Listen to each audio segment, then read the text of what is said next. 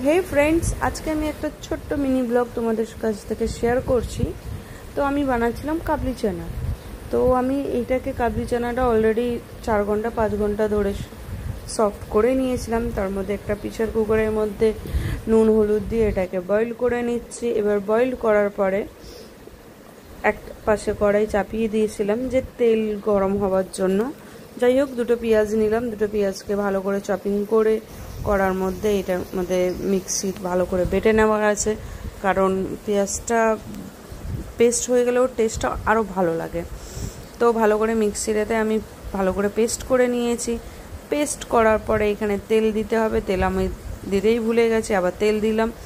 তেল দেওয়ার পরে এর মধ্যে আমাকে গোটা গরম মশলা দিতে হবে।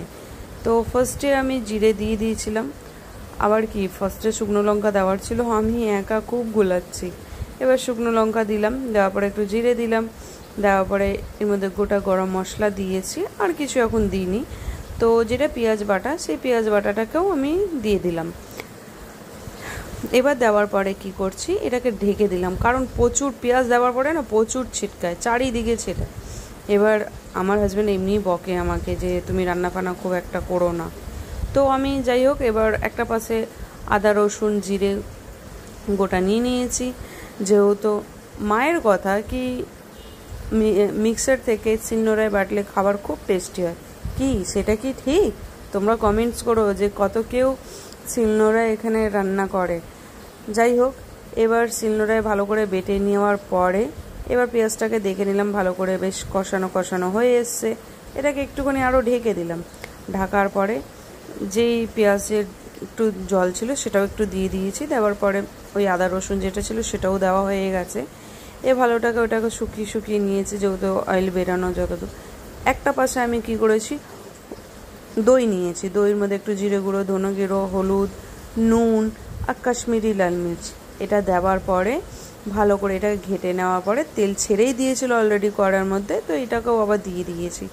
দেওয়ার পরে একটা ভুল যেটা করলাম, সেটা আমি আলুটাকে সফট করতে দিইনি প্রেশার কুকারে। তো যাই হোক, ওর মধ্যে এখন জল গরমই ছিল, তো ওর মধ্যেই দিয়ে দিচ্ছি। আর কাবলি চানাটা দেখো কি সফট হয়ে গেছে।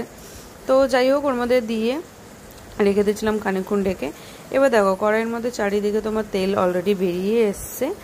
এবার বেরোনোর পরে এটাকে কি করবো, আর একটুখানি আর ঢেকে দিই। আর একা দ্বারা তো আর মানে চারিদিকে হাত ঘুরেই যাচ্ছে, এদিক থেকে ওদিক, ওদিক থেকে। যাই হোক, ছোলা ফোলা ওর মধ্যেই কাবলি চানা দেওয়ার পরে এখানে হয়ে গেছে। এবার দেখি আমার হাজব্যান্ডের কি রিয়াক্ট হচ্ছে।